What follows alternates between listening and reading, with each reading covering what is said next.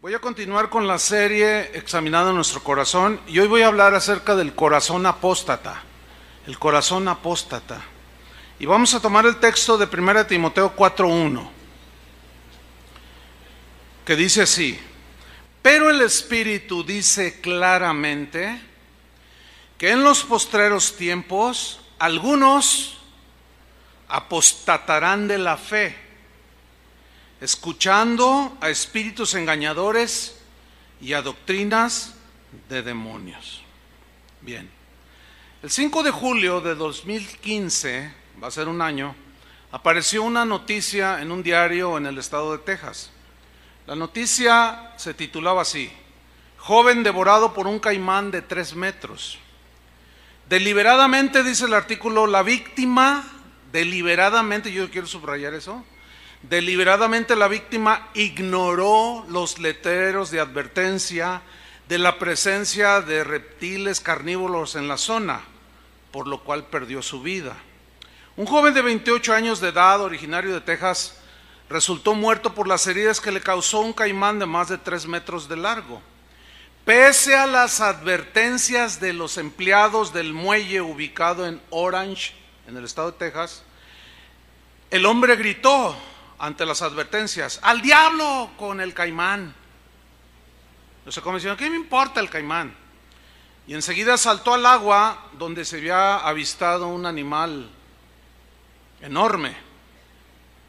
Quien llevara en vida el nombre de Tommy Woodward saltó al agua ignorando los letreros de peligro y fue capturado casi de inmediato por el enorme reptil que se encontraba bajo el muelle. Más de 2 horas después, los restos del cuerpo de la víctima fueron encontrados. Se trató de la primera muerte en Texas por un ataque de estos animales en más de 200 años. O sea, no es algo muy común. De esta muerte trágica yo quiero resaltar 2 cosas. Número 1, este joven deliberadamente ignoró, desatendió los letreros de advertencia que abundaban en la zona. Y número 2, de manera deliberada ignoró, no hizo caso de las advertencias de los cuidadores del muelle de que le advirtieron que no se metiera a nadar. ¿Cuáles fueron las consecuencias? Fue devorado por un caimán. Advertencias. ¿Qué es una advertencia? Bueno, la Real Academia Española define como una acción y efecto de advertir. Es un escrito breve, dice el diccionario, en que se advierte algo al público. Por ejemplo, ¿cuántos de nosotros no hemos leído: peligro, alto voltaje, no toque los cables? O sea, tú te mantienes seguro si no los tocas, pero si los tocas, perdiste tu seguridad. Baje su velocidad, curvas peligrosas a 100 metros. Peligro, inflamable. Peligro, altamente tóxico. Y así les puedo poner 20,000 ejemplos. Ahora, la vida, todo lo que nos rodea está lleno de advertencias. Todas las advertencias tienen el propósito, ni más ni menos, de preservarnos la vida, el bienestar.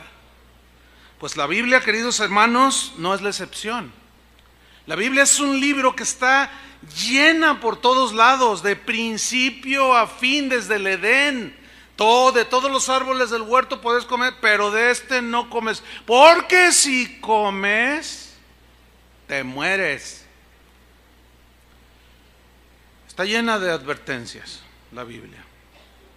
Y una de las advertencias más ignoradas en el cristianismo de estos últimos tiempos, de manera deliberada por muchas razones, se ignora la advertencia acerca de la apostasía.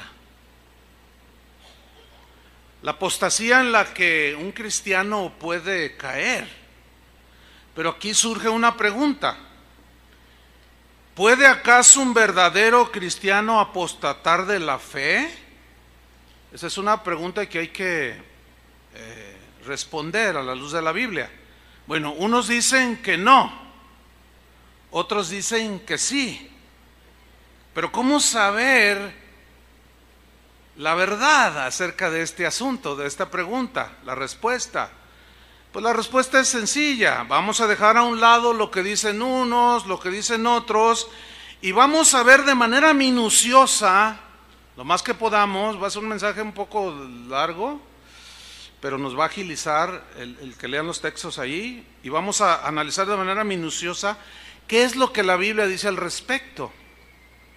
Empezaremos definiendo lo que es la apostasía. ¿Qué es la apostasía?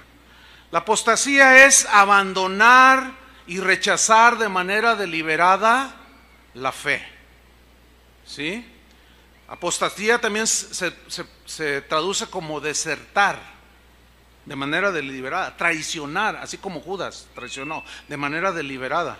Significa alejarse, separarse, desunirse de Jesús y de su palabra y de los caminos de Dios de manera consciente de parte de la persona. Ahora, los que aseguran que un cristiano no puede apostatar se basan en algunos textos que voy a mencionar. Hay muchos, pero solo mencionaré 4 que son de los más socorridos, por decirlo así, ¿no? Juan 5:24 dice así: de cierto os digo. ¿Quién está hablando ahí? ¿Alguien me puede decir? Dios, sí, pero ¿quién? Jesús, ok. Entonces, ¿ustedes creen lo que Jesús dijo? ¿Todo? Ahí bajó, no, a ver, otra vez. ¿Creen todo lo que Jesús dijo? ¿Todo? Vamos a ver si es cierto. Vamos a leer primero este aspecto. Juan 5:24, de cierto os digo, el que oye mi palabra y cree al que me envió, tiene vida eterna. Yo creo eso con todo mi corazón. ¿Usted también? Amén, yo digo amén, claro. Y no vendrá a condenación, mas ha pasado de muerte a vida. ¡Wow! Justificado. Ya no le debo nada al Señor. ¿Creen eso? Yo también. Gloria a Dios, qué bueno. Juan 6:40. Y esta es la voluntad del que me ha enviado, que todo aquel que vea al Hijo y cree en Él, tenga vida eterna. Y yo le resucitaré en el día postrero. ¿Creen eso? Yo también. O sea, vamos bien. Juan 6:47. De cierto os digo, el que cree en mí tiene vida eterna. Mire, yo con todo mi corazón creo eso. Yo tengo vida eterna porque creo.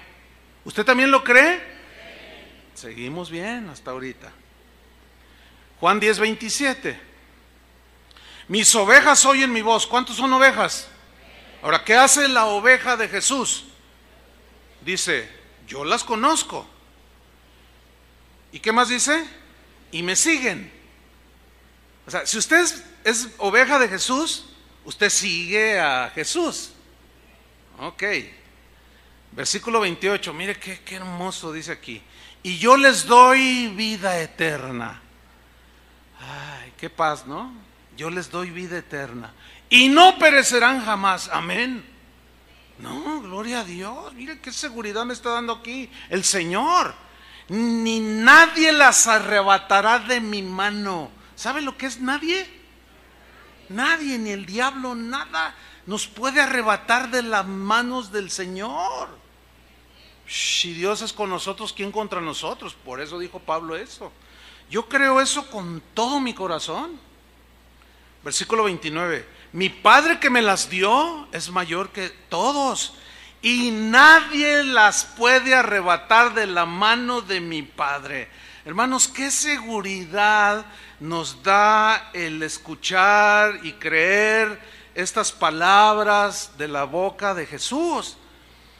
A mí me producen una tremenda seguridad. Imagínense, nada me puede apartar de las manos del Señor. Qué bendición, ¿no? Ahora vamos a estudiar Juan capítulo 15. Vamos a ver de manera muy minuciosa, detenida, este pasaje para ver otro aspecto del mensaje de Jesús que viene a complementar su enseñanza. Y de esta manera vamos a poder tener un panorama mucho más amplio. Ahora, ustedes dijeron que todo lo que Jesús había dicho, como lo que leímos, los 4 textos que leímos, ustedes dijeron que los creían con todo su corazón, ¿verdad? Ok, yo quiero preguntarles qué vamos a hacer con el siguiente pasaje, los siguientes pasajes que vamos a leer. ¿Los van a seguir creyendo? Ok. Juan capítulo 15, versículo 1. Yo soy la vid verdadera. Él es la fuente. Él es el que nos da de beber el agua de la vida. ¿Sí? Pero aquí como una vid, una metáfora, pues de Él nos alimentamos. Él nos da la savia que alimenta las ramas. Sí, Él es la vid verdadera, mi Padre es el labrador. Versículo 2. Todo pámpano que en mí no lleva fruto, lo quitará. A ver, aquí me surge una pregunta. Bueno, en primera instancia, el pámpano pues es el creyente, ¿no? ¿Estamos de acuerdo? Ok. Mi pregunta es esta. ¿Puede un creyente que está en mí, él está diciendo allí, todo pámpano, rama que en mí, o sea, que cree en mí, que está en mí, pero no lleva fruto, ¿podrá haber alguien que está en Cristo no llevar fruto? Pues ahí dice él que sí, que puede haber algunos que están en Él, creen en Él, pero no llevan fruto. Siguen creyendo, ¿verdad? Ok. Bueno, pues a esos dice, lo quitará. Este verbo quitar, según el diccionario en griego, viene de una palabra griega, airo. Y airo significa levantar para llevar lejos algo, echarlo lejos. Eso significa airo. Entonces, todo aquel que dice que cree en mí o que está en mí, pero que no lleva fruto. ¿Qué es el fruto aquí? El fruto no es llenar estadios, grabar 20 CDs, no, eso no es fruto. Eso hasta Luis Miguel lo hace. No, el fruto es el desarrollo del carácter de Cristo. Perdonador, justo, misericordioso, paciente. Ese es el fruto. Ser transformados a la imagen de Jesús. Ese es el fruto. Ahora, este verbo airo, que se traduce quitar, cuando se usa frecuentemente, la mayoría de las veces, tiene significados que se deben de interpretar de manera literal. Esto de quitar y echar lejos, fuera de Él. Por ejemplo, en Juan 1:29, cuando Juan el Bautista dice, he aquí el Cordero de Dios que quita el pecado del mundo. Aquí quitar es airo, que significa llevar lejos, agarrarlos, tomarlos, quitarlos, arrancarlos y echarlos lejos. ¿Y qué no es eso lo que dicen muchos textos de la Biblia? Yo eché tus pecados a lo profundo de la mar, como está lejos el norte del sur, el este del oeste, así hice alejar vuestra rebelión. Un montón de versículos que habla de que Él echó fuera, quitó. Bueno, este verbo se debe interpretar de manera literal. No es simbólico que Él quitó los pecados, es literal. ¿Están de acuerdo? Bueno, vamos bien. El pecado que había existido desde la caída de Adán y Eva fue quitado en la cruz del Calvario. Eso es lo que enseña la Biblia. Por consiguiente, este y otros textos donde aparece airo se deben de interpretar de manera literal. Y cuando Jesús está diciendo, todo aquel que en mí no lleva fruto, lo quitará, es literal. No se trata de, no, lo que quiso decir Jesús, no es lo que quiso decir Jesús, sino es lo que dijo. Y Él dijo que lo quitaría. Otro ejemplo, 1 Juan 3:5. Y sabéis que Él apareció, Jesús, para quitar nuestros pecados. ¿Para qué? Quitar nuestros pecados. Los borró. Con su sangre los arrancó. Ya no están. Cuando tú llegaste a la cruz, te arrepentiste, quitó nuestros pecados. ¿Fue literal o simbólico? Les pregunto. ¿Literal? Por eso es que ahora, justificados por la fe, tenemos paz para con Dios. Es algo literal. Esa paz que sentimos es literal, no es simbólico. Ay, me imagino que tengo paz. No. Siento paz, tengo paz. Ahora volvamos a leer una vez más Juan 15:2. Todo pámpano que en mí no lleva fruto lo quitará. ¿Sí? Eso dice. Él dice que lo quitará. Él está diciendo aquí que lo llevará lejos de Él. Que Él no tiene nada que ver con alguien que no se parece a Él, que no da los frutos del Espíritu. No es simbólico, es literal. Y la contraparte viene: y todo aquel que lleva fruto lo limpiará, te poda, te disciplina, todo. ¿Para qué? Para que lleve más fruto. Ahora, a partir del versículo 4 de Juan 15 hasta el versículo 10, yo quiero que vayamos contando las veces que aparece la palabra permanecer o permanece. Pero vamos a hacer gráficos, vamos a decir una y le hacemos así, ¿ok? Vamos a leer detenidamente. Versículo 4, Juan 15:4. Permaneced en mí. ¿Cuántas van? Háganle todos. Una. Esto es sumamente importante que lo entendamos. Pero no se queden como los de la mañana. De aquí a que lleguemos a todas, son un montón. Ya estaban así. Ay, hermano, no, bájalo. O sea, la levanta acá cuando yo diga. Permaneced en mí. ¿Cuántas veces? Una. Y yo en vosotros, dice. Como el pámpano no puede llevar fruto por sí mismo si no permanece en la vid. 2. Así tampoco vosotros. Lean con atención. No se centren tanto en cuántas veces, aunque es importante, pero lean todo. Traten de entender todo el texto.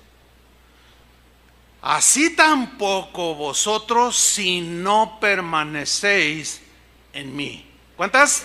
3. Versículo 5. Yo soy la vid, vosotros los pámpanos. El que permanece en mí, 4, y yo en él, este lleva mucho fruto. Porque separados de mí, nada podéis hacer. Versículo 6. El que en mí no permanece, 5. Pero póngale atención a esa frase. El que en mí, ¿qué? Aquí, ¿cómo lo entiende? Como que cabe la posibilidad de que a algún cristiano llegue un momento en que se vaya y se aleje y no permanezca. Sí. Ahora, yo les dije que si ustedes creíamos, que si todos creíamos los primeros 4 versículos, debemos de creer también esto, porque esto lo está diciendo Jesús. ¿Cuántas van? 5. El que en mí no permanece será echado fuera, como pámpano, como rama, y se secará. Y los recogen y los echan en el fuego y arden. La frase será echado, ¿en qué tiempo aparece? ¿Pasado, presente o futuro? En futuro. ¿Por qué? ¿Por qué se presenta en futuro? Lo echará. Se presenta después de mencionar, según el diccionario, se presenta esto después de mencionar alguna condición previa, real o implícita en lo que se está diciendo. Es como si dijera: si un hombre no permanece en Cristo, será cortado y marchitado. Ahora, ¿cuántas llevamos? 5. Versículo 7. Si permanecéis en mí, 6. y mis palabras permanecen en vosotros. 7. Oiga, ¿no se le hace, digamos, importante que Jesús en unos cuantos versículos mencione la palabra permanecer 7 veces? Yo creo que debemos de ponerle atención a esta palabrita, ¿sí?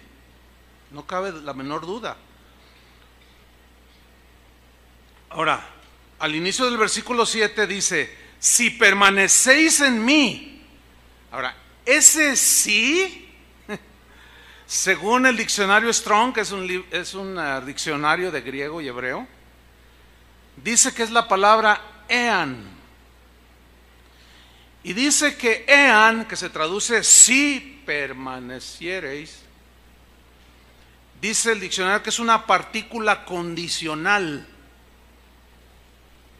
que se puede traducir también así: en caso de que permanezcas en Cristo. También se puede traducir como: puedes dar fruto a menos que permanezcas en mí. 2 ejemplos en la Biblia de un sí condicional. Hay un montón, en la Biblia está llena, pero nada más podemos dar unos pocos ejemplos. La resurrección de Lázaro. Él muere, sus hermanas están tristes, Jesús está delante de la tumba. Oh Señor, si hubieras estado aquí no hubiera muerto mi hermano. Jesús le dice a una de las hermanas de Lázaro, Juan 11:40, ahí está en la pantalla, le dijo: ¿no te he dicho que si crees verás la gloria de Dios? Ahí aparece esa palabra condicional. Pero si alguien no cree, o sea, si ellos no hubieran creído, ¿hubieran visto la gloria de Dios? No. Por eso dice, si crees, no te he dicho que si crees, porque si no crees no vas a ver nada. Entonces, ese milagro potencial era condicional. Si crees, verás la gloria de Dios, porque si no crees, no vas a ver nada. Otro ejemplo, Felipe, uno de los primeros diáconos de la iglesia,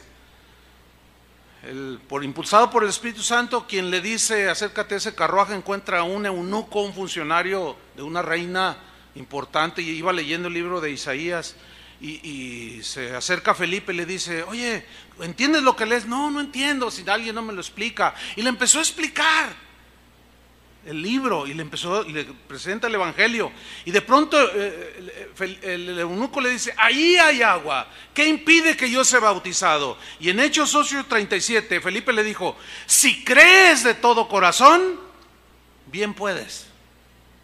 Porque él no se iba a prestar a un teatro religioso. Si crees, bien puedes. Y respondió el eunuco y dijo: creo que Jesucristo es el Hijo de Dios. Entonces Felipe descendió en el agua y lo bautizó.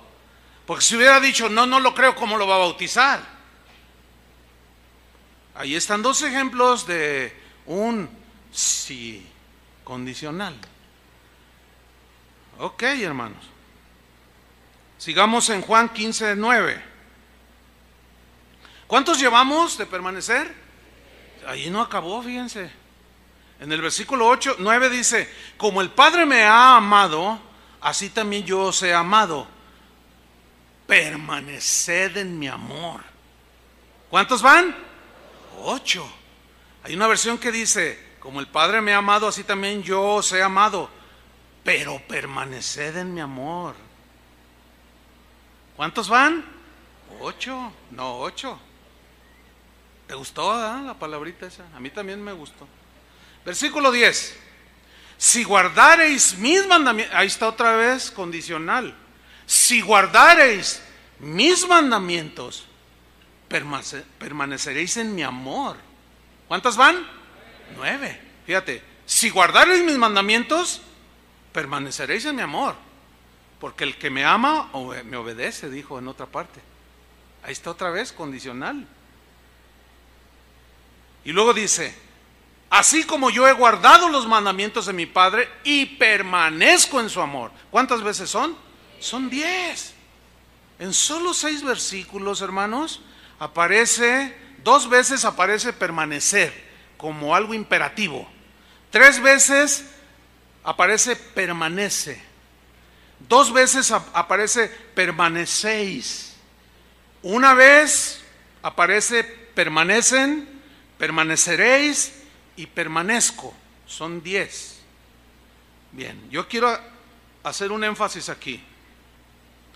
De esas 10 veces, 9 veces es en referencia a nosotros, de que tenemos que permanecer en Cristo.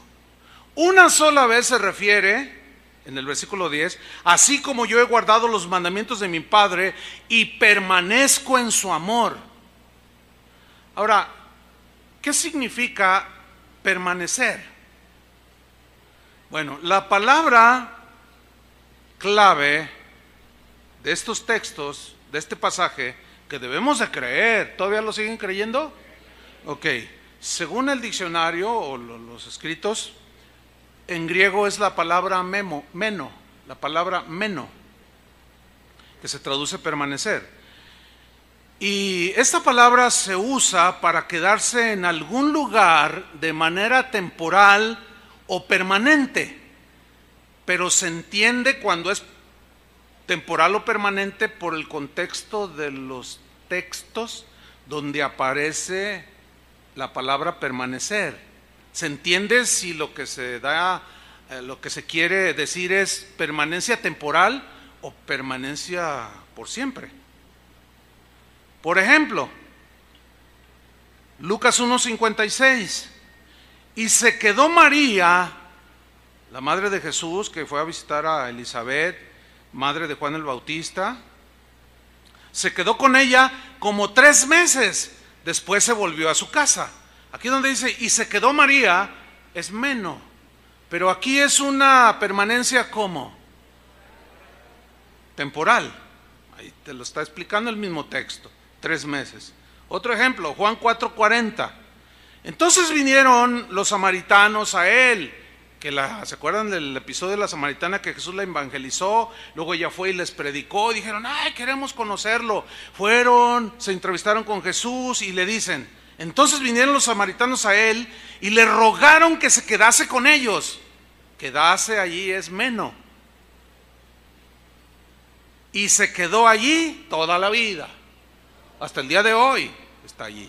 No, 2 días. Entonces allí meno, permanecer, es obvio que se entiende que es una permanencia temporal. Ahora vamos a ver un par de textos donde nos sugiere que la permanencia debe de ser siempre, hasta el último día de tu vida. Primero de Juan 2:15. No améis al mundo. ¿Qué es el mundo? El mundo no se refiere al globo terráqueo, sino se refiere a la manera de vivir de la gente que no tiene relación con Dios. Adulterios, mentiras. Bueno, mira, para resumir, telenovelas de Televisa, de TV Azteca. Ya con eso usted me entiende lo que es el mundo. Aman las joyas, aman el dinero, la traición, el adulterio. Eso es amar al mundo, el sistema de vida del mundo. Y aquí viene una advertencia. No améis al mundo. ¿O cómo la entienden? Como que nos da permiso como que si amamos al mundo no pasa nada. No, mis queridos hermanos, acuérdense de aquel que se tragó el caimán. Se va el caimán a tragar 2, 3 cristianitos por allí. La advertencia es clara, hermanos. No améis al mundo, ni las cosas que están en el mundo. Y sigue la advertencia bien fuerte. Así lo entendió Juan. Juan fue discípulo de Jesús. Si alguno ama al mundo, el amor del Padre no está en él. Espérame, Juan. Yo creo, Juan 6, Juan 4, 8, 10, que Él me da vida eterna y nada me puede arrebatar de la mano del Señor. Yo también lo creo, dice el apóstol Juan. Pero te voy a hacer una advertencia. que también Jesús nos la hizo. Si no permanecen en mí, serás cortado. ¿O no? Y claramente Juan lo dice, el amor del Padre no está en él. O sea, el amor de Dios no permanece. ¿Se acuerdan que Jesús dijo, y yo permanezco en su amor? Y hasta la fecha, Él no se mueve de allí. Él tiene una estancia permanente, eterna con el Padre. Dice el versículo 16, porque todo lo que hay en el mundo, los deseos de la carne, los deseos de los ojos y la vanagloria de la vida, no proviene del Padre, sino del mundo. ¿Quién es el príncipe de este mundo, hermanos? Satanás. Y el mundo pasa y sus deseos, temporal. Nuestra estancia en esta tierra es temporal. Tu trabajo es temporal, porque cuando mucho llegas a la jubilación. Todo es temporal. En algunos todavía su pelo es temporal. Ya los veré en 20 años. La figura es temporal también. Todo es temporal en esta vida, ¿sí o no? El mundo pasa y sus deseos, pero miren la permanencia eterna. Pero el que hace la voluntad de Dios permanece para siempre. Ah, pero aquí hay una palabra, aquí hay un pero que sí vale. Pero el que hace la voluntad de Dios, ¿qué? Permanece, y es la misma palabra, meno.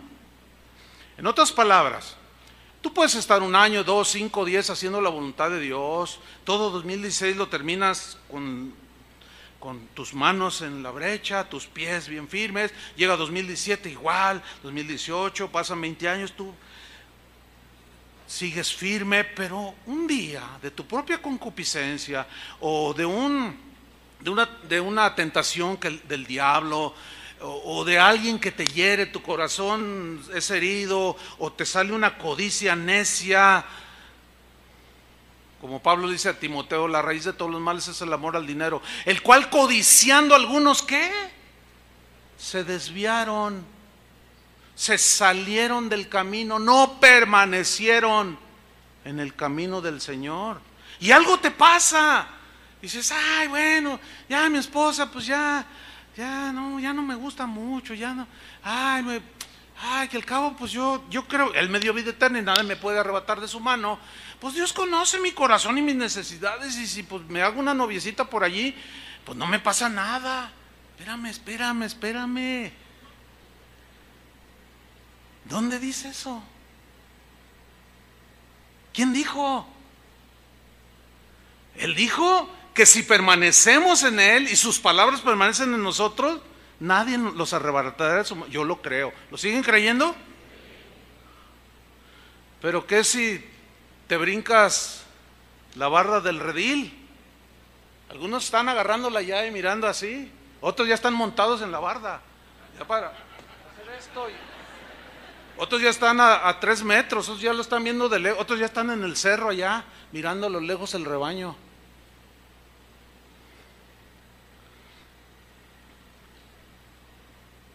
El que hace la voluntad de Dios, ¿qué? ¿Tú crees que Jesús quiere que hagamos su voluntad? ¿Para qué? Para eso nos habla de permanencia. 1 Juan 3:17, otro ejemplo.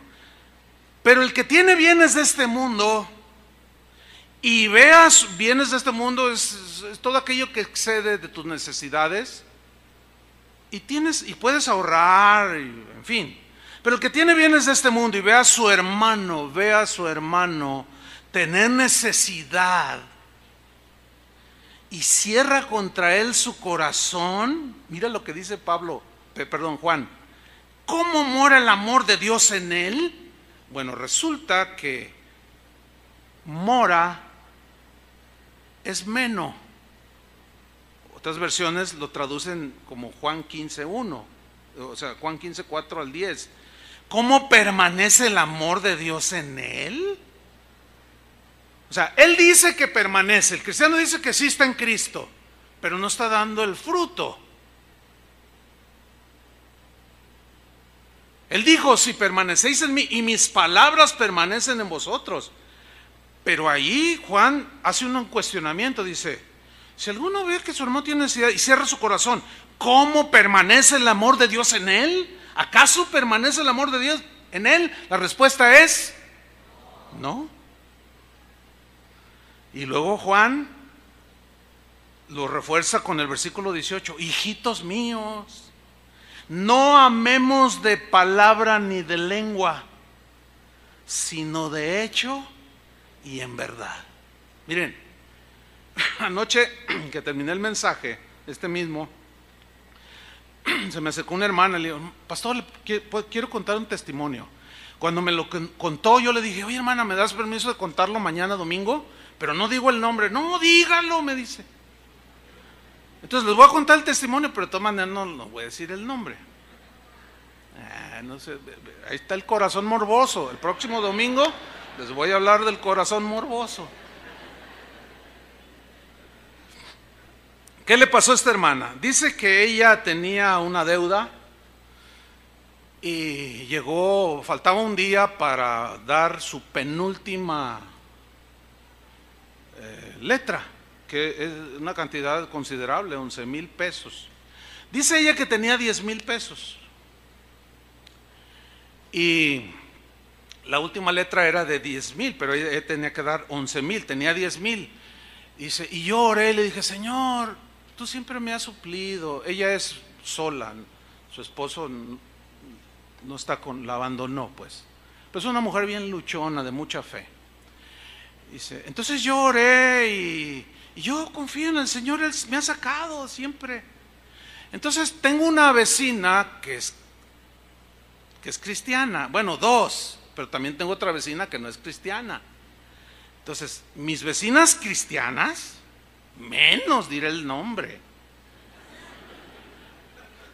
menos, se dieron cuenta de mi situación. Ahora, ellas constantemente me dicen: ay, ¿qué creen? Nos vamos a ir de vacaciones a Francia. Dice, y una de ellas vino a visitarme y dijo: ay, nos vamos a ir de vacaciones a Las Vegas. ¿A Las Vegas? Sí, a Las Vegas. Ay, no, estamos bien contentos. Oye, ¿tú cómo estás? Ay, pues estoy orando porque pues mañana tengo que dar la letra y sí, me faltan 1,000 pesos. Dice, entonces yo le dije: oye, préstamelos, te los doy la semana que entra. No tengo. Me dijo, no tengo. Y la otra hermana también se dio cuenta y no quiso prestarme. Yo dije: ay, Señor, ¿qué ando de pediche? Pues te pido a ti, Señor, tú eres el único que me puedes dar. ¿Qué cree, hermano? No llega la otra vecina, la no cristiana, y me toca y me dice: oye, fíjate, ay, no sé cómo me lo vayas a tomar. Bueno, mira, mi esposo y yo estábamos platicando y la verdad, tú eres una muy buena vecina y no sé, saliste en el tema y, ay, mira, es algo extraño, pero mi esposo y yo dijimos, bueno, él me dijo: llévale esto y te quiero traer esto. Y era un sobre con dinero. ¿Cuánto cree que era? 1,000 pesos. No, espérame, no. Vergüenza debería de dar.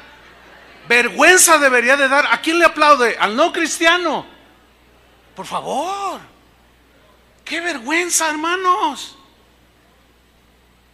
No los emocioné. No, hay que procesar bien, hermanos. Es para dar vergüenza. A mí me dio vergüenza. Yo le dije: eso hizo una no cristiana. No, hermanos, pero espérame, ahí no queda todo. ¿Qué más pasó? Dice: pues mira, hermano, resulta que mi hermano, unos amigos míos, dice, que se dieron cuenta que mi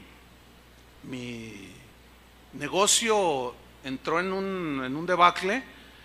Dice, me habla y me dice: oye, hace un año yo te prometí porque yo te conozco, eres una mujer, no, te respetamos, y después del abandono de tu esposo, pero yo te voy a ayudar. Dice, y mira, me acordé en estos días y me ha ido bien en los negocios. Dice, mira, te quiero regalar algo. Dice, pastor, me manda un sobre. ¿Cuánto cree que era? 10,000 pesos. para la siguiente letra. Eso a mí me da pena. Ya se quedaron bien, están así. No aplaudas porque el pastor aquí nos... No. ¿Acaso permanece el amor de Dios en ellos? ¿Permanece? Hijitos míos, no hemos de palabra ni de lengua, sino de hecho y en verdad. Y todo aquel que no dé fruto, lo voy a cortar. ¿Todavía creen lo que dice allí? Y ya fueron menos. Yo les dije al principio, ¿todos creen lo que Jesús dijo? Sí. Y ya bajó. O sea que si no hacemos la voluntad de Dios, corremos el riesgo de ¿qué? Díganlo díganlo con temor y temblor. Corremos el riesgo de ser cortados. Ahora, leyendo Juan 15 y estos textos, es obvio, es indiscutible, es irrebatible, es incuestionable que Jesús les está enseñando a sus discípulos que ellos son los que deben permanecer con Él, en Él, y seguirlo permanentemente cada día de sus vidas hasta el último día de su vida. Allí no es una permanencia temporal. Cuando Jesús dice el que en mí no permanece, está hablando de una permanencia eterna, o siempre, o continua, o un quedarse de manera permanente. ¿Verdad que es indiscutible que Jesús les quiere que nos quedemos con Él de manera permanente? No hay discusión. Ahora, volvamos a la pregunta. ¿Puede un cristiano apostatar? Como que se aclara, ¿no? Bueno, algunos dicen que no, otros dicen que sí, pero vamos a ver qué dice la Biblia.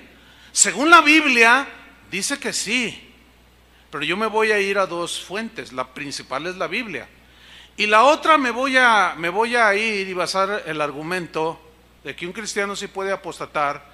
Me voy a ir a los escritos de los primeros cristianos, que se conoció como la era apostólica, o lo que se conoce como la patrística, o los padres de la iglesia. ¿Quiénes fueron los padres de la iglesia? Bueno, los primeros fueron los apóstoles, padres espirituales, pues. Esa fue la era apostólica. Bueno, los apóstoles tuvieron sus discípulos que ellos discipularon de manera personal.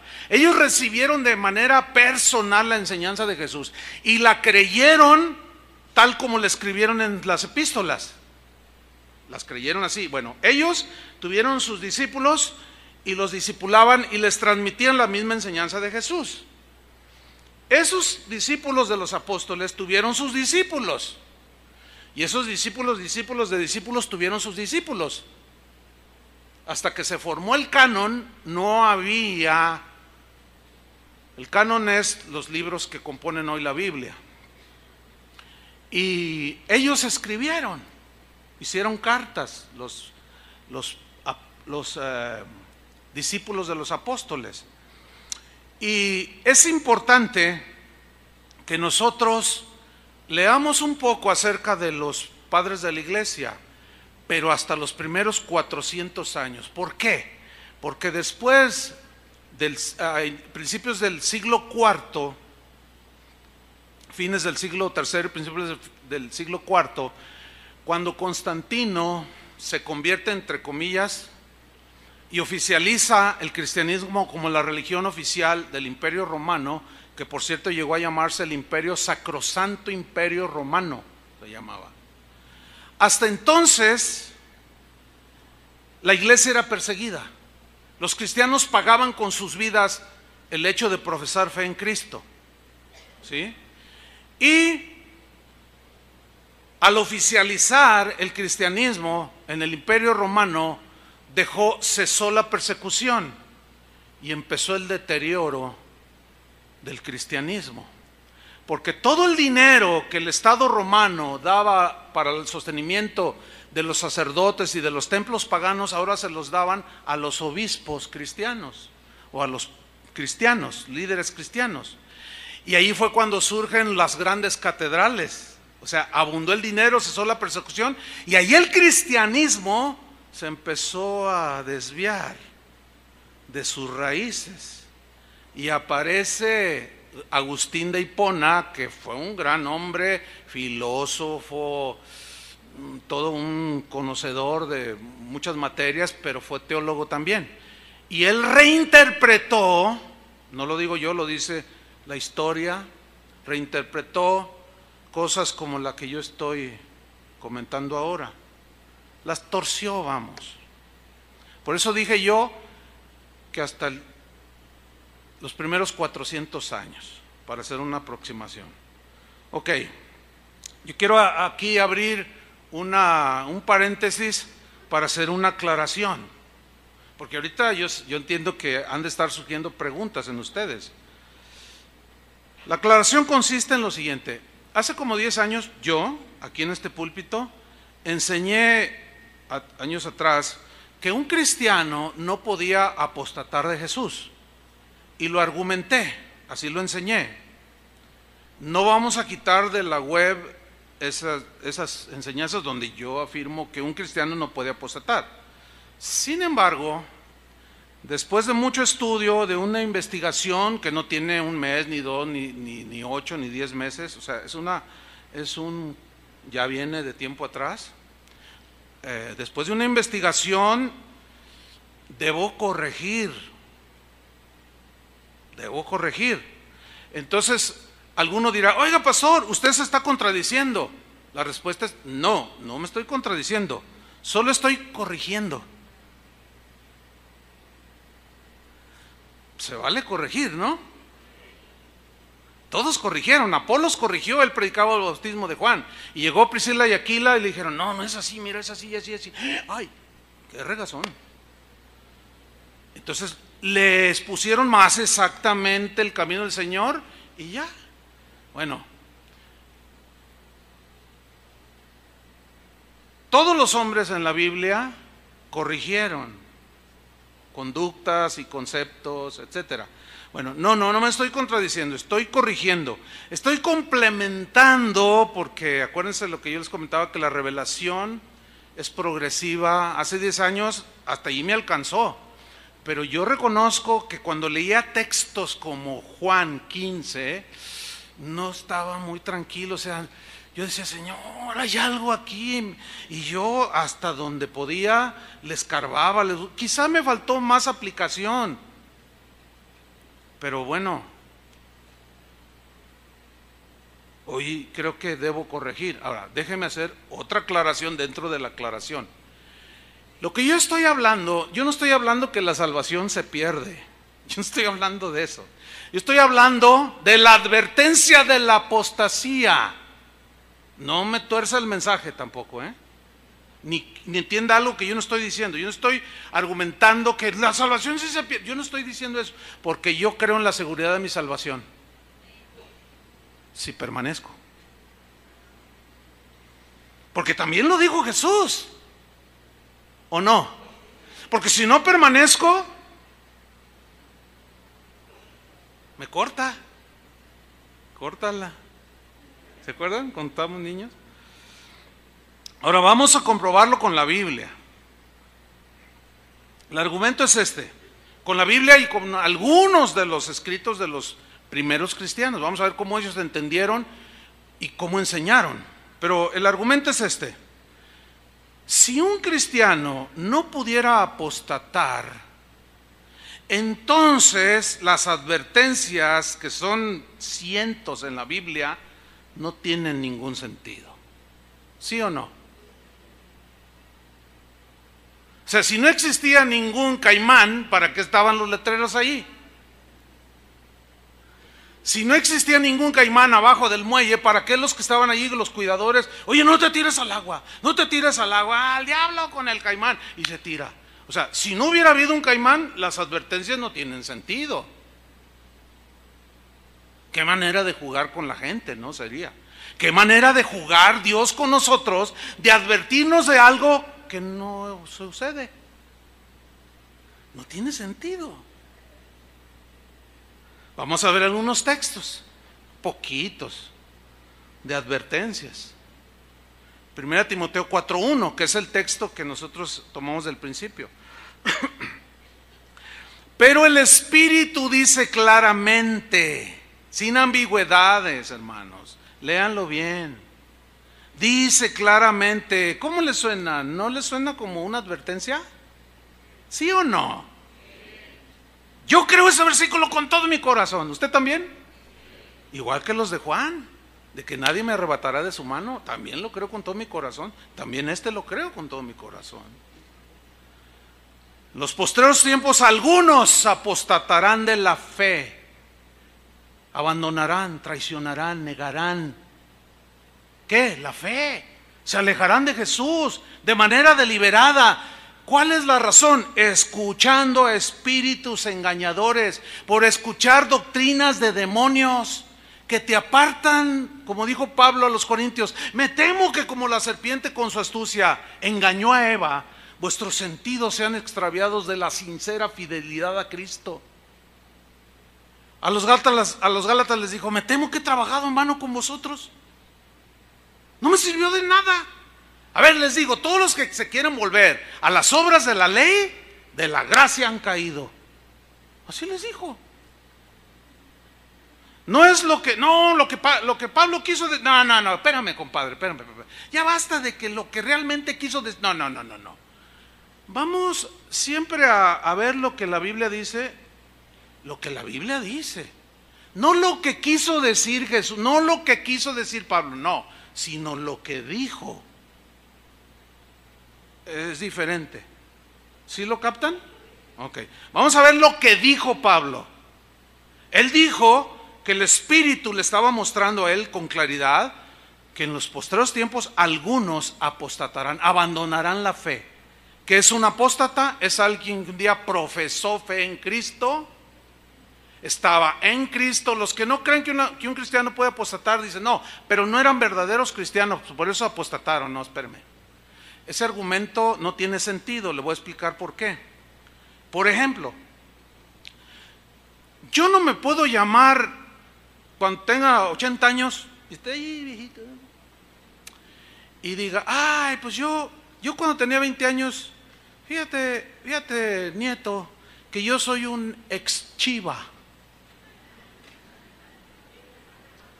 ¿Solo así entienden y despiertan?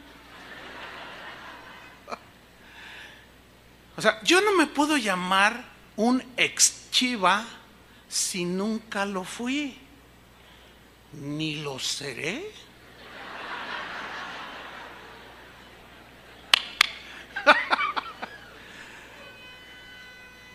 No me vean feo los Chivas porque apostatan, ¿eh? Cuidado con el rencor, hermanos, cuidado con... No, sí, fíjate. Entonces yo no puedo decir, cuando yo estaba joven, mira, ¿y usted a qué se dedicó, abuelito? Me dice, pues yo soy un ex doctor. ¿Usted fue doctor? Y luego Vicky, mi esposa, me dice, ay, ya no bromees así con tu nieto. Ay, abuelito, ¿fue o no doctor?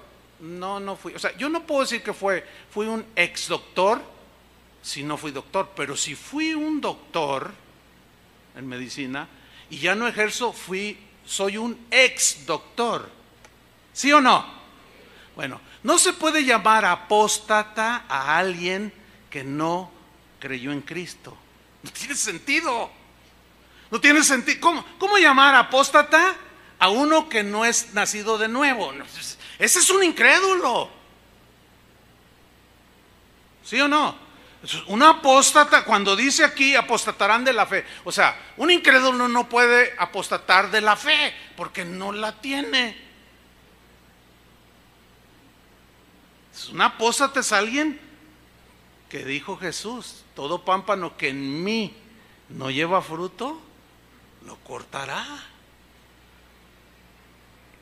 Ahora, Si un cristiano no puede apostatar, acuérdense, aclaro, no estoy hablando que la salvación se pierde. El tema es el peligro de la apostasía, que nos puede llevar a la condenación. Si un cristiano no puede apostatar, ¿cómo tomaríamos 1 de Pedro 5:8? Ahí está en la pantalla. Sed pues sobrios y velad. ¿Para qué soy sobrio en mis 5 sentidos y estoy atento? ¿A qué? ¿Para qué? Si estoy seguro en las manos del Señor, nada me arrebatará de su mano. Entonces no tiene sentido esta advertencia. Velad, porque vuestro adversario el diablo, como león rugiente, anda alrededor buscando a quién devorar. Pregunta, ¿a quién va a devorar? ¿Al cristiano o al no cristiano? Contésteme. Mira, hasta un niño te lo entiende esto. ¿A quién se refiere, amigo? Ay, pues al cristiano, te va a decir un niño. Como diciendo, ay, qué pregunta. Esa pregunta ni se pregunta. Si no tuviera, si Pedro no hubiera advertido lo que dice aquí, o sea, si no tuviera una consecuencia, entonces ¿para qué advierte aquí? ¿Está jugando con nosotros Pedro? ¿Está queriéndonos meter la duda? No, ¿para qué? ¿Para qué velo? ¿Para qué soy sobrio? El diablo, ese le piso la cola y le rompo los cuernos. Y le arrebato lo que él me arrebató. Y lo pateo y lo pisoteo. Ese me hace los mandados. ¿Te hace los mandados? Mejor guarda tu boca. ¿Cómo que te hace los mandados? No, pues ni el arcángel dijo, no, ni él quiso decir, el Señor te reprenda. Así dice la Biblia, ¿sí o no? No profirió juicio. Dice, no, yo con eso no me meto. Entonces, si el diablo no pudiera devorar a un cristiano, ¿para qué la advertencia? ¿Se acuerdan de aquel muchacho tejano? Al diablo con el caimán. Ignoró las advertencias de los letreros, ignoró lo que le dijeron los cuidadores, los vigilantes del muelle, y deliberadamente hasta se burló. Al diablo con el caimán se tiró y se lo tragó. Tú vas a decir, yo estoy seguro en Cristo. Si permaneces en Él, nadie te puede tocar. Yo lo sigo creyendo. Si permaneces en su palabra y esa es su voluntad, nada ni nadie te puede arrebatar de las manos del Señor. A eso se refirió Pablo cuando dijo, ni tribulación, ni angustia, ni hambre, ni persecución, ni peligro, ni espada, ni nada me podrá separar del amor de Dios en Cristo. ¿Por qué? Porque está hablando de permanecer a pesar del hambre, la tribulación, la muerte. Yo voy a perseverar. Esto tiene alusión con 2 de Timoteo 2:11, que es el siguiente versículo que usted ve allí. Otro ejemplo de otra advertencia. Dice Pablo a Timoteo, palabra fiel es esta: si somos muertos con Él, también viviremos con Él. ¿Por qué le dijo esto Pablo a Timoteo? Le voy a explicar por qué. En los primeros 300 y pico de años de la era cristiana, los cristianos eran perseguidos. Ser cristiano, cuando tú te convertías en ese tiempo, era como firmar tu sentencia de muerte, ¿sí? Por la persecución. Entonces, la persecución era abrumadora, que le llegó a Pablo la noticia de que Timoteo como pastor estaba titubeando, con temor en su corazón. Por eso le dijo, Timoteo, Dios no nos ha dado espíritu de cobardía, sino de poder, de amor y de dominio propio. Sufre penalidades como buen soldado de Jesucristo. El que quiera vivir piadosamente, Cristo sufrirá persecución. Le está hablando a Timoteo del contexto en el que él estaba, de que era sinónimo de sacrificio seguro confesarte cristiano. Por eso le dijo, si somos muertos con Él, viviremos con Él. Pero ahí no termina, dice, si sufrimos, se refiere al martirio, hermanos. Si sufrimos, también reinaremos con Él. O sea, si soportamos hasta el final el sufrimiento y el martirio, reinaremos con Él. Pero luego miren lo que dice, si le negáremos, Timoteo, Él también nos negará. ¿Qué está diciendo aquí el apóstol Pablo? Exactamente lo que Jesús dijo en el Evangelio. Cualquiera de ustedes que me negare delante de los hombres, yo también lo negaré aquel día delante de mi Padre. ¿No dijo eso?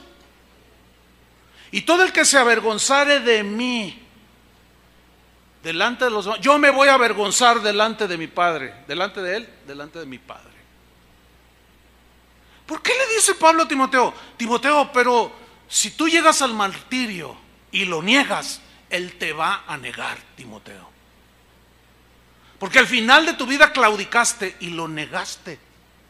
Apostataste, Timoteo. No apostates, mantente fiel al Señor. ¿Se acuerdan cuando Jesús dijo: no todo el que me dice Señor, Señor entrará en el reino de los cielos? ¿Se acuerdan? Sino el que hace la voluntad de mi Padre, dijo. Muchos me dirán en aquel día: Señor, Señor, en tu nombre hicimos milagros, en tu nombre profetizamos, en tu nombre hicimos esto y el otro. Y yo les diré: nunca os conocí. Apartaos, malditos, al fuego eterno. ¿Qué está haciendo Jesús? ¿Qué está diciendo Jesús allí? Está hablando de los apóstatas, hermanos, de aquellos que un día caminaron con Él, hicieron milagros, profetizaron, participaron del don celestial, quizás hasta resucitaron muertos, pero algo pasó en el trayecto. Tuvieron temor de la persecución, negaron a Jesús como Pedro lo negó. ¿Se acuerdan? Que ya hablaremos más adelantito un poco de eso. Tú andabas con Él. No, ni lo conozco, dice. Y él había oído de Jesús: el que me niegue delante de los hombres, yo lo negaré. ¿Cuándo? ¿En ese momento presente de ese tiempo? No, aquel día. Pedro 2 veces: tú andabas con... No, que no, ni lo conozco. Y él sí, qué tremendo. Y llega otro y dice: tú andabas con él. Que no, con un tal por cual, que no. Y maldijo. Apostató. ¿Por qué? Por el temor, por el miedo, y lo negó. Y ya tanto sufrimiento y tantas pruebas, ya no puedo. Y por temor a ser apresado, lo negó. Pero él se arrepintió. Pero ya hablaremos al final. Quiero terminar con eso, con ese punto, porque todavía nos queda un rato del mensaje. ¿Tienen tiempo? Bueno, si le negáramos, Timoteo, Él también nos negará. Fíjate el 13: si fuéramos infieles, Él permanece fiel. A ver. ¿Cómo entiende eso?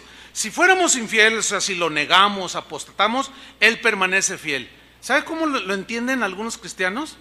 Aunque yo lo niegue, aunque yo caiga en esto, aunque yo sea un ladronazo, aunque yo sea un adúltero, aunque me suicide, aunque ya no tenga fe en el Señor y aún lo maldiga, Él permanece fiel. Y su palabra es fiel, que dice que nada me arrebatará de su mano. Espérame. ¿Eso dice? ¿Qué se refiere? Si fuéramos infieles, Él permanece fiel. Él no puede negarse a sí mismo. O sea, fiel a lo que Él dijo, fiel a lo que Él es. Si permaneces en mí y mis palabras permanecen en ti, tienes vida eterna. Todo aquel que no permanece en mí será cortado. Eso es que Él permanece fiel a lo que Él dijo. ¿Lo alcanzan a entender? Tal vez va a tener que entenderlo, o sea, escuchar otra vez el mensaje. Él no puede negarse a sí mismo, o sea, no se puede contradecir en lo que dijo. Él dijo: yo les doy vida eterna y nadie los arrebatará de mi mano. Pero también dijo: si permanece. 9 veces, 9. Nos advirtió: si permaneces. Si permaneces. Hebreos 3:12. Mirad, hermanos, mirad qué. Hermanos, cristianos, que no haya ninguno de... Esta es otra advertencia. Mirad que no haya ninguno de vosotros. ¿Quiénes son vosotros? Cristianos. Corazón malo de incredulidad. ¿Cómo llegamos? Ya ese tema yo ya lo toqué.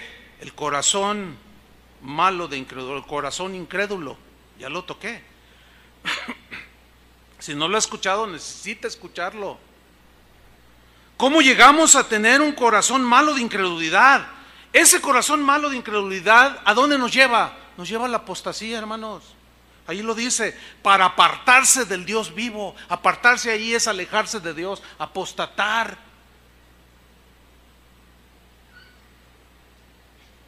Entonces, si esta advertencia dice que miremos, nos cuidemos, no sea que desarrollemos un corazón malo de incredulidad. La pregunta es, ¿puede acaso un cristiano cuyo corazón fue transformado, darse una nueva naturaleza, pero que algo pasa en el camino, en el trayecto de su caminar hacia la morada celestial, le puede pasar algo que puede llegar a tener un corazón malo de incredulidad? ¿Sí o no?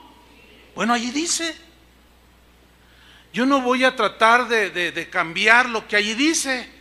Nada más estoy diciendo lo que allí dice. Punto. ¿Todavía cree que la Biblia es la palabra de Dios? Yo creo los primeros versículos que leímos de Juan, pero también creo esto. Y se complementa.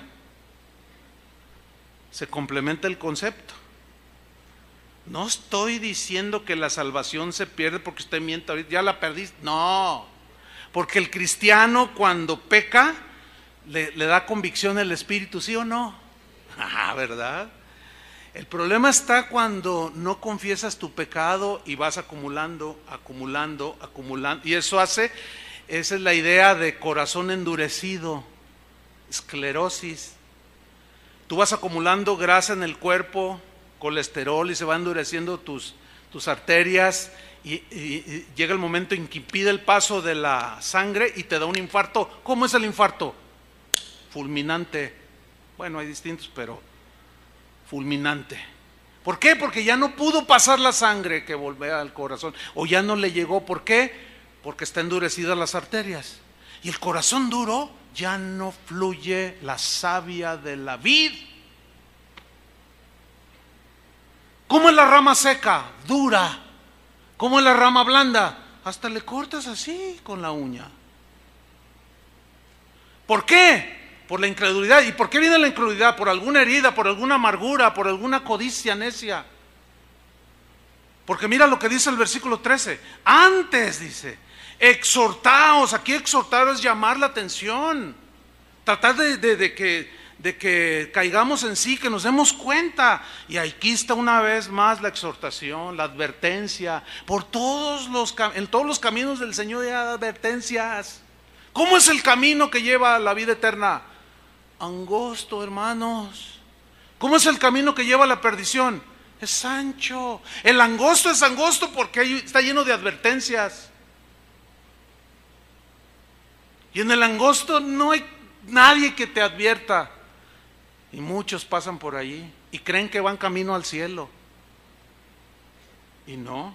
Entonces dice, antes exhortar los unos a los otros. ¿Cuándo? ¿Por qué cada día, hermanos?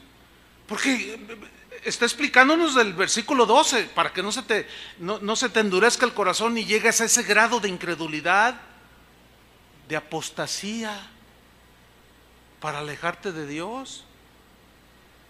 Cada día, entre tanto que se dice hoy, para que ninguno de vosotros son los cristianos ahí, se endurezca. Ahí está, esclerosis, es la palabra griega, que ya lo expliqué en alguna enseñanza. De donde se deriva esclerosis, que ya expliqué lo del corazón, las arterias. Para que ninguno de vosotros se endurezca por el engaño del pecado. Pablo le dice a los corintios, no erréis, así les dice, no erréis, ni los fornicarios, ni los adúlteros, ni los que se echan con varones, ni los borrachos, ni los mentirosos, ninguno de ellos heredará el reino de los cielos. ¿Por qué les dijo no erréis? Porque ellos cayeron en el error de creer que sí, como el día de hoy. El día de hoy se justifica al suicida. ¿Se puede morir un cristiano? Le preguntan a un hombre muy conocido, un pastor. Si un cristiano se suicida, ¿a dónde se va? Al cielo. ¡Ay, Dios! Y luego Juan dice, no, ningún homicida tiene entrada en el reino de los cielos.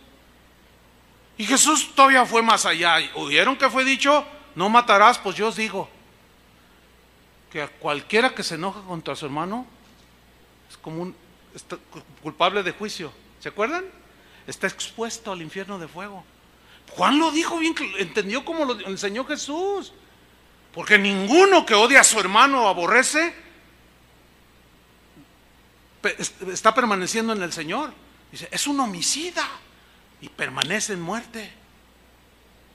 Ahora van a sacar, no, pero es que no era cristiano. Volvemos al argumento. Si no es a los cristianos la advertencia, entonces ¿qué sentido tienen las advertencias? ¿Me está siguiendo? No tiene sentido. Ahora sí que como los testigos de Jehová, hazte mi religión. No, pero que, no, sí, mira acá con nosotros, todo va a ser bonito. No, es que a mí me gustan los santos, a mí me gusta. No, mira, para que dejes esa vida. No, además que yo soy antirreligioso y me voy a ir al infierno. Yo sé que me voy a ir al infierno. Y luego te contesta el testigo de Jehová. Es que no hay infierno. Eso creen ellos, sí saben, ¿no? Entonces, por lógica, y eso que está bien muerto, en sus pecados, dice, pues peor. Digo, peor voy a seguir así, porque si no hay infierno, pues entonces ¿para qué me invitas a que esté en tu religión? Si no hay diablo, no hay infierno, ¿qué consecuencia tengo si sigo con la misma vida? Es lo mismo. O sea, no tiene sentido que Dios nos advierta una y otra vez contra el corazón duro, contra el corazón rencoroso. Aquella advertencia, si no perdonáis a tus hermanos de todo corazón sus ofensas, tampoco vuestro Padre os perdonará. Eso es lo que dijo Jesús. Pero también por el Espíritu Juan dijo, si confesamos nuestros pecados.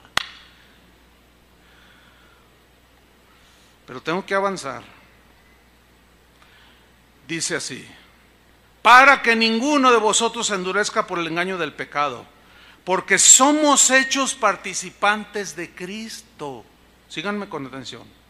Con tal que retengamos. ¿Qué es retener?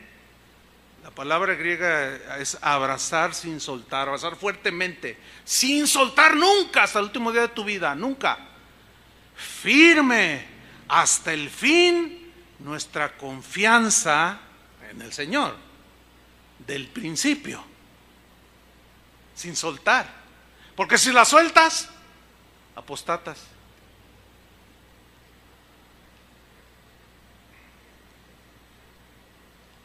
Hubo un cristiano, adelantando un poco, ahorrando un par de textos ahí, un cristiano llamado Demas.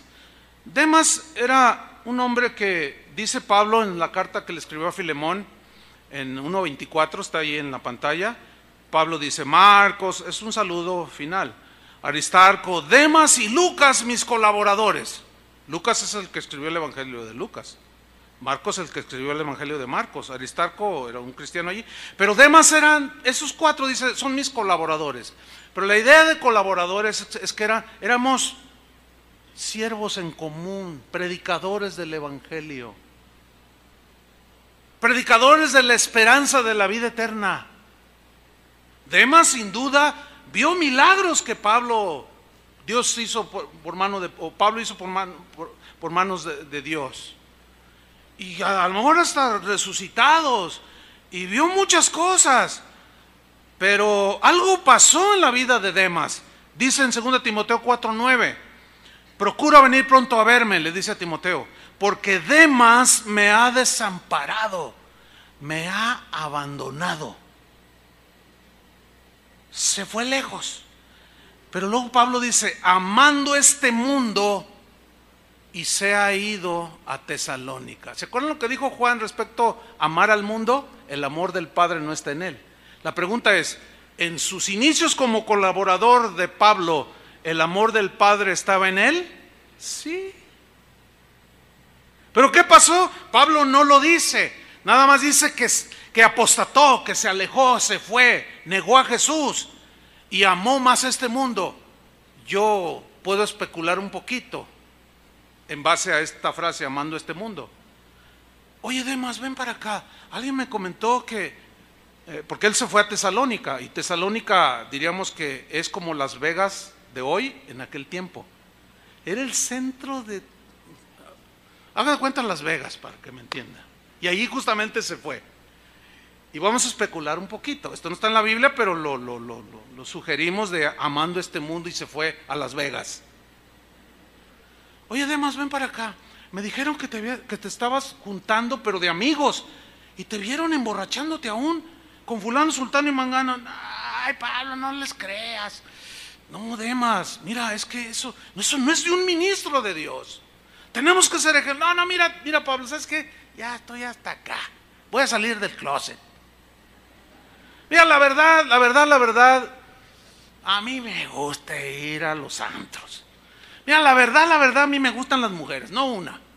Me gustan las mujeres. Mira, la verdad, me gusta el dinero. Mira, la verdad, pero Demas, ¿sabes, Pablo? Ahí nos vemos. ¿Y qué de tu amor a Jesús? Ya no lo quiero, ya no lo necesito, de nada me sirvió, puras persecuciones. Mira, tú estás en el bote, estás en la cárcel, no me quieres estar allí. Te van a cortar la cabeza, te van a echar al foso de los leones o al circo romano. Yo no quiero eso. ¿Sabes qué? Yo me voy a Las Vegas, o me voy a la feria de San Marcos. Y apostató y se fue. Pero no era cristiano. Compruébamelo. Compruébalo que no era cristiano, porque se alejó. Porque un verdadero cristiano no se aleja.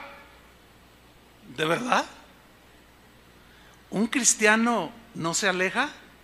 Entonces hay que quitar medio Nuevo Testamento, no, casi la Biblia entera, borrarla y quitar todas las advertencias, como la que le dijo Dios a Salomón. David le dice a Salomón: mira, hijo, obedécelo, haz todo, porque si tú lo desechas a Dios, Él te desecha para siempre. Y ya hablaremos de eso en otra ocasión. Entonces volvemos a la pregunta inicial: ¿puede un cristiano apostatar? Pues la respuesta es, según la Biblia, como ya vimos. Miren, hay muchos más versículos, no se pueden dar ahorita. La respuesta es sí, pero ahora en 10 minutos, si usted me lo permite, vamos a ver rápidamente en la historia de la iglesia durante los primeros 400 años, qué es lo que creyeron los primeros cristianos sobre los apóstatas. ¿Cómo creyeron? ¿Cómo creen los cristianos de hoy que un cristiano no puede apostatar? ¿Cómo creyeron? Ok, vamos a empezar con un discípulo llamado Policarpo. Bueno, ¿quién fue Policarpo? Policarpo fue un discípulo directo del apóstol Juan. Ahora, ¿quién fue Juan? Fue un discípulo directo de Jesucristo. Bueno, dice la historia que Policarpo fue el pastor de la iglesia en Esmirna. Y eso nos lleva a Apocalipsis 2:8, porque fue en el tiempo cuando Juan fue exiliado a la isla de Patmos y allí recibió la revelación del Apocalipsis. Pero Policarpo era pastor de la iglesia en Esmirna. Y dice así: escribe al ángel de la iglesia en Esmirna. ¿Se entiende? Que el ángel es el pastor de la iglesia, o el obispo, el cuidador, que en este caso aquí era Policarpo. Y escribe al ángel de la iglesia en Esmirna: el primero y el postrero, el que estuvo muerto y vivió, dice esto. Y cuando leyó eso Policarpo, síganme con atención, porque le dice: escríbele a él, y él lo leyó. Yo conozco tus obras, Policarpo. Vamos a personalizar. Yo conozco tus obras, Policarpo. Sé quién eres, y tu tribulación y tu pobreza, porque la persecución producía tribulación y pobreza. Pero tú eres rico, le dice. Y la blasfemia también la conozco de los que se dicen ser judíos y no lo son, sino sinagoga de Satanás. Y luego le hace una advertencia: no temas en nada lo que vas a padecer. ¿Por qué le dice no temas? Porque se corría el riesgo de que temiera y apostatara y negara a Jesús. No temas en nada lo que vas a padecer. He aquí, el diablo echará a algunos de vosotros en la cárcel, para que seáis probados y tendréis tribulación por 10 días. Y luego Jesús le dice, sé fiel. ¿Hasta cuándo?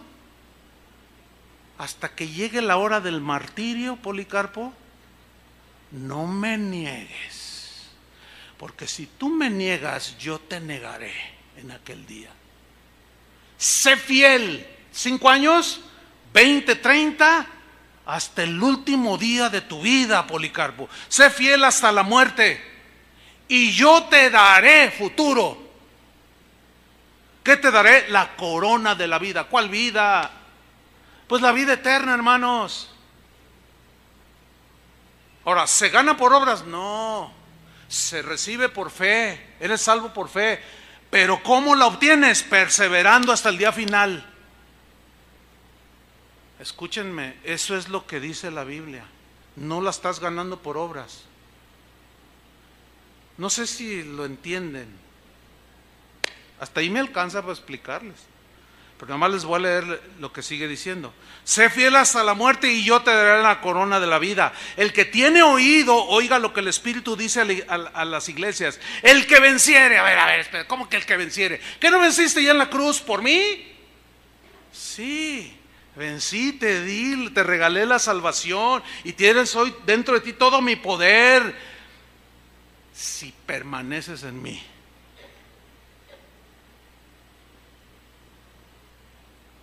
Si permaneces en mí.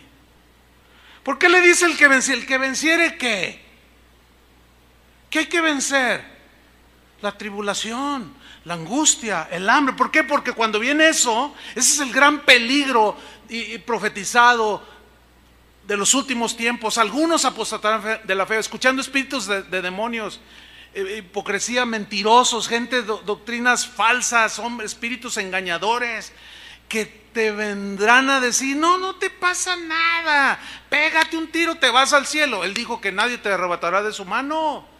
Pues sí, ya para qué quiero la vida. Además, el pastor fulano de tal en Estados Unidos, que es bien respetado, dijo que un cristiano que se suicida se va al cielo. Pues ahí te voy, Señor, paz. Miren, a raíz de que ese pastor dijo, se han multiplicado los suicidios en todo el mundo, dentro de los cristianos.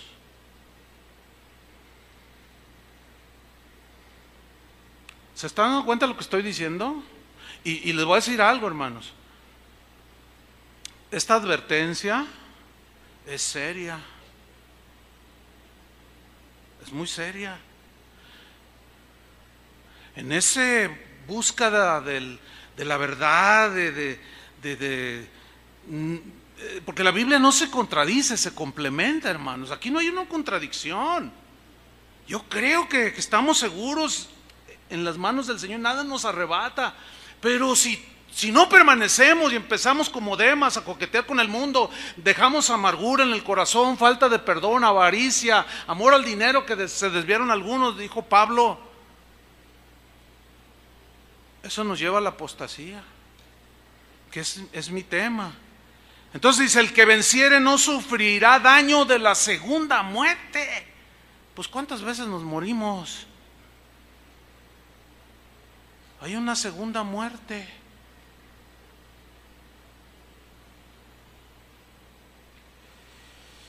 Brevemente, ya. Año 155, Policarpo, a quien se le escribió esa parte de la carta, fue quemado en la hoguera. No tengo tiempo para... Si usted quiere saber más de padres de la iglesia como Policarpo, anota el nombre, Policarpo. Búscalo en la internet y ahí le van a... Usted, mire, hasta va a llorar de la clase de cristiano que fue ese hombre. Él, cuando estaba ante sus verdugos, le dijo el verdugo, di que César es el Señor. Y él se quedó callado. Que digas que César es el Señor. No, Jesús es mi Señor. No, le dice, si tú niegas a Jesús, te perdono la vida. Y le contestó, 86 años hace que le sirvo y jamás me ha hecho mal. Al contrario, me ha colmado de bienes. ¿Cómo puedo negar a aquel a quien siempre he servido, a mi Maestro, mi Salvador, de quien espero mi felicidad eterna, al que castiga a los malos y es el vengador de los justos? Pues te voy a quemar en la hoguera. ¿Qué esperas?, le dijo. Será unos breves minutos, dijo, unos cuantos momentos. Préndele, le dijo. Pero si lo hubiera negado, ¿por qué le dijo sé fiel hasta la muerte? Dios ya lo estaba advirtiendo, hermanos. Y él tenía bien presente la enseñanza de Jesús dada por su maestro, el apóstol Juan. Si tú le niegas, Policarpo, él te va a negar. Por eso se mantuvo, ¿entienden? Hasta el día de su muerte, y lo quemaron. Pues él, le voy a dar una brevísima cita de él nada más. Él dijo: el que resucitó a Cristo, o sea el Padre, a nosotros también nos resucitará. Pero dijo: si hacemos su voluntad. ¿Ve que lo entendió como Jesús lo enseñó? ¿Lo entendió como Juan se lo enseñó, como Juan lo aprendió de Jesús? Sí, permaneces en mí. Lo entendió igual. Yo me quedo con los comentarios de cómo lo entendieron los primeros cristianos que los comentarios actuales, y después de Agustín para adelante hasta la fecha, me quedo con lo que decían los primeros cristianos. ¿Por qué? Porque era cuando la fe y el entendimiento era más puro. Después se corrompió. ¿Quieres saber más de cómo vivieron esos y de lo que enseñaban? Se va a sorprender. Búsquelo. Yo estudié en mi licenciatura de teología, estudié patrística, pero fue el 10%, hermano. 15, 20 cuando mucho. Los manuales no eran. Yo tengo una colección de patrística, son 15 volúmenes, pero es el 20%. Pero yo le doy gracias a Dios por el internet, porque allí estoy acumulando, y ya tengo un montón allí de los escritos, y los estoy leyendo, y a veces no he ni dormido. Se me ha ido el sueño. Digo, entonces nosotros, ¿de dónde sacamos esto? ¿Por qué ahora entendemos esto? Claro, pues porque el cristianismo se empezó a torcer. Pero los primeros cristianos no creían como hoy se cree sobre este tema, y otros más. Aquellos advertían, y como Policarpo: si es que hacemos su voluntad y andamos en sus mandamientos y amamos lo que él amó, guardándonos de toda maldad. Si él hubiera escuchado hoy a un pastor decir: pero si te suicidas te vas al cielo, yo me imagino al anciano Policarpo levantarse: ¿qué dijiste, hereje? ¿Qué dijiste? Eso no fue lo que enseñó Jesús. Eso es apostatar en tus últimos momentos de tu vida. Ireneo. ¿Quién fue Ireneo? Discípulo de Policarpo. Qué interesante, ¿no? Me gusta. Tiene mucho sentido. Discípulo de Juan, año 130 a 202, que fue su vida. Él escribió una obra que usted búsquela en internet, léala por favor, hermano. Se llama Contra las herejías. Fue el primero de los apologistas, defensores de la fe cristiana. Las herejías que empezaban a surgir en el primer siglo, segundo siglo, él las contrarrestó. Era un hombre brillantísimo, pero era piadosísimo, defensor de la palabra de Dios. En su obra, en el libro tercero, número 3, capítulo 18, texto 5, versículo 5, él advirtió a aquellos cristianos que por temor al martirio podían negar a Jesús, y esto escribió en esa obra Ireneo. Dijo: sin embargo, si el creyente no quiere padecer, sino volar lejos de Jesús, ¿por qué entonces Jesús exhorta a sus discípulos diciendo, y cita Juan 12:25, que en ese tiempo no había versículos, diciéndoles a ellos: el que ama su vida la perderá, el que aborrece su vida en este mundo para vida eterna la guardará? Sigue Ireneo diciendo: por este propósito Jesús los exhortó así. Él está exhortando a los de su tiempo. Y cita Mateo 10:28, como diciéndoles: recuerden, no temáis, lo que dijo Jesús, no temáis a los que matan el cuerpo, mas el alma no pueden matar. O sea, te llevan al martirio, no les temas a esos. sino temed más bien aquel que puede destruir el alma y el cuerpo. ¿En dónde? En el infierno. Siguió diciendo Ireneo: así los exhortó el Señor, para que retuviesen su profesión de fe, la cual hicieron en referencia a Jesús, porque Él prometió confesar delante del Padre a quienes confesaran su nombre delante de los hombres. Pero también dijo que negaría a quienes lo negaran a Él, y se avergonzaría de aquellos que se avergonzaran de confesarlo. Creyeron exactamente igual como Jesús lo dijo, como se lo enseñó Juan, Policarpo, su maestro. Así lo creyó Ireneo. Bernabé, el compañero de Pablo, que aparece en el libro de los Hechos, él dijo lo siguiente en una de sus cartas: el que guarda estos mandamientos será glorificado en el reino de Dios, pero el que se aparta, hablando de los apóstatas, pero el que se aparta a otras cosas será destruido junto con sus hechos.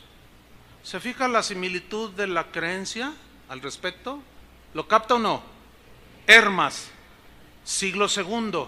Pablo lo menciona en Romanos 16:14, años 141 a 155, cuando él escribió una obra que se conoce como el Pastor de Hermas. Hermas es él, el pastor de Hermas es Jesús, y escribió este libro. Es un libro, usted búsquelo también, búsquelo ahí en internet y ponga el Pastor de Hermas y le va a salir ahí, y sale el libro, ya traducido a nuestro idioma.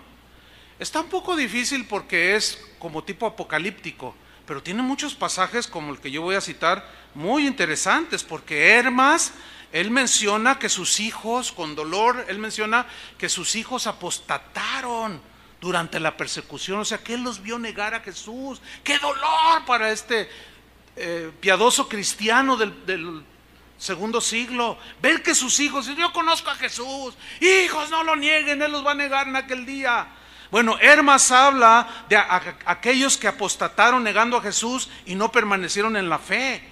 Hermas lo entendió y lo dejó escrito en el Pastor de Hermas, capítulo 18. Búsquelo si le interesa más.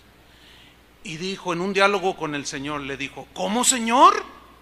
Le pregunté: ¿se volvieron peor después de haber conocido a Dios? Hablando de cristianos, ¿se volvieron peor? Él me respondió: el que no conoce a Dios y practica el mal, recibe castigo por su maldad. Pero el que ha conocido a Dios ya no debe de hacer el mal, sino el bien.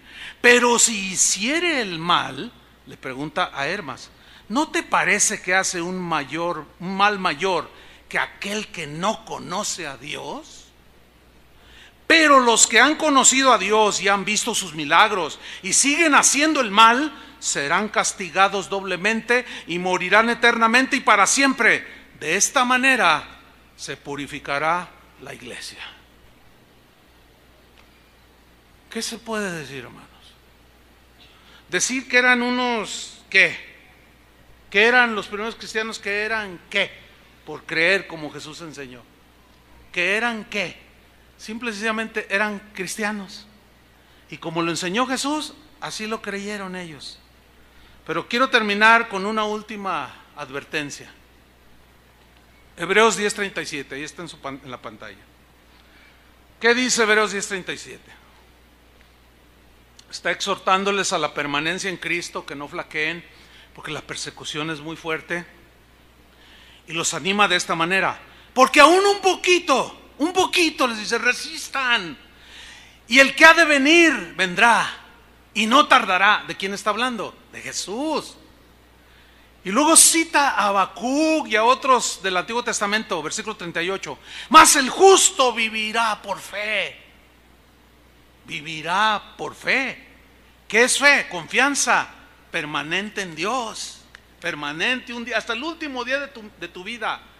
Mas el justo vivirá por fe. Y luego sigue: y si retrocediere. Pregunta: ¿a quién se refiere y si retrocediere? ¿Alguien me lo puede decir? ¿A quién se refiere cuando dice y si retrocediere? ¿A quién se refiere? Díganmelo. Al justo. Eso es, por favor, hasta en el curso del Instituto Bíblico Elemental lo entiende. que está hablando del justo. Dice, resistan hasta el último día, Él va a venir. Y si no viene y mueren, vivirán con Él, disfrutarán con Él. Pero la fe es la que los va a mantener. Permanezcan en la fe. No traicionen al Señor, no lo nieguen. Crean, todos los días santifíquense, purifiquen sus corazones. Porque si retrocediere, refiriéndose al justo, está hablando el Señor aquí, no agradará a mi alma. ¿Por qué? Porque no es agradable para el Señor que alguien lo niegue o lo abandone. Porque si lo abandonamos y lo negamos, Él nos dejará, nos cortará. Y dice el versículo 39, pero nosotros, afirmando la fe del escritor de Hebreos, pero nosotros no somos de los que retroceden. Y luego dice una palabra que asusta a muchos. No retroceden para perdición. ¿Cuál sería entonces la única manera en que podríamos perder la salvación? La apostasía, hermanos. No somos de los que retroceden para perdición, sino de los que tienen fe. ¿Para qué? Preservación, permanencia. ¿Entiende? Para preservación ¿de qué? Del alma. ¿Hasta qué día? Hasta el día final. Quiero terminar con una esperanza, con una palabra de esperanza para aquellos que ya no están viendo al pastor, están viendo la reja del redil. Ya están en la orilla de las alas del Omnipotente, ya no están acá en el centro, ya están acá entre las plumas asomando la cabeza hacia el mundo. ¿Puede en un momento dado salvarse un creyente que negó a Jesús y que apostató de Jesús? La respuesta es sí, mientras tenga vida. El máximo ejemplo es Pedro. Apostató, lo negó, pero no siguió en su apostasía. ¿Qué hizo? Se arrepintió. Y Juan dijo, hijitos míos, si confesamos nuestros pecados, fíjate, ese sí es condicional. Si confesamos, implica que si no los confesamos, pero vamos a leerlo en primera instancia. Si confesamos nuestros pecados, Él es fiel y justo para perdonar nuestros pecados y limpiarnos de toda maldad. Si decimos que no hemos pecado, le hacemos a Él mentiroso y su palabra no está en nosotros. Entonces, ese si confesamos es condicional, porque si no los confesamos, nuestros pecados ¿qué? Permanecen. Y Pablo dijo a los romanos, por tu corazón endurecido, no arrepentido, acumulas ira para el día de la ira y del justo juicio de Dios.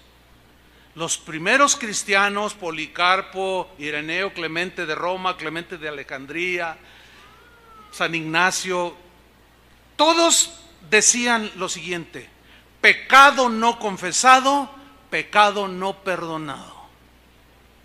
Por eso, hermanos, es que todos los días, si es todos los días mejor, tenemos que estar ahí con el Señor.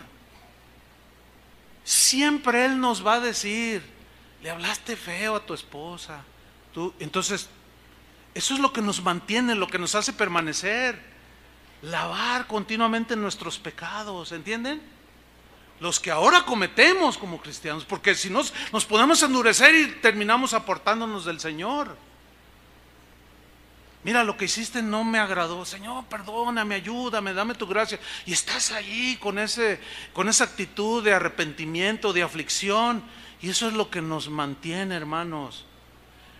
Por eso, a eso se refería Pablo cuando dijo: ni tribulación, ni angustia, ni muerte, ni nada nos podrá separar del amor de Dios que es en Cristo Jesús.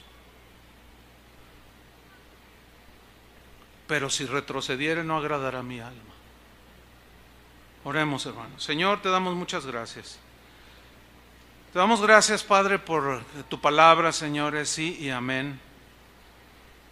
Y queremos pedirte, Señor, que perdones nuestros pecados.